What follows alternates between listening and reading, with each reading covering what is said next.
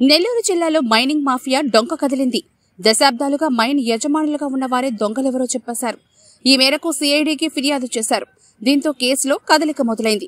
జగన్ సీఎంగా ఉన్న సమయంలో ప్రభుత్వ సలహాదారుడుగా ఉన్న సజ్జల రామకృష్ణారెడ్డి, ఆయన కొడుకు భార్గవరెడ్డి ఈ మాఫియాకి సూత్రధారులని బద్రీనాథ్ అనే మైన్ యజమాని రాతపూర్వకంగా ఫిర్యాదు చేశారు. వాళ్లకు బ్రోకర్గా బిరదవోలు శ్రీకాంత్ రెడ్డి వ్యవహరించేవాడని చెప్పాడు. శ్రీకాంత్ రెడ్డి రాజకీయ నాయకుడు కాదు. అయితే రాజకీయ నాయకుల, ఎమ్మెల్యేల పంచన చేరి వాళ్ల బలహీనతలు అడ్డు పెట్టుకుని వాళ్లను బుట్టలో వేసుకుని తన పనులు చక్కబెట్టుకుంటాడు. ఆ విధంగానే నెల్లూరు జిల్లాలో ఒక వైసీపీ ఎమ్మెల్యేకి బ్రోకర్గా ఉంటూ సజ్జల దివాణంలోకి దూరి వాళ్ల బలహీనతలతో బలవంతుడయ్యాడు.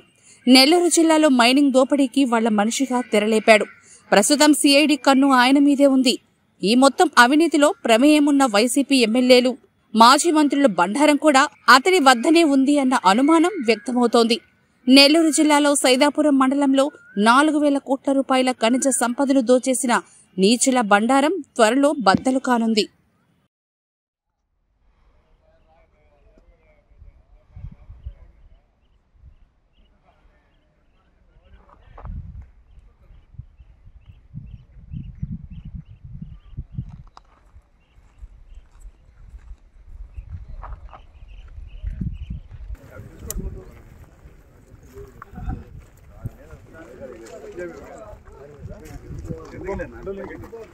I don't know.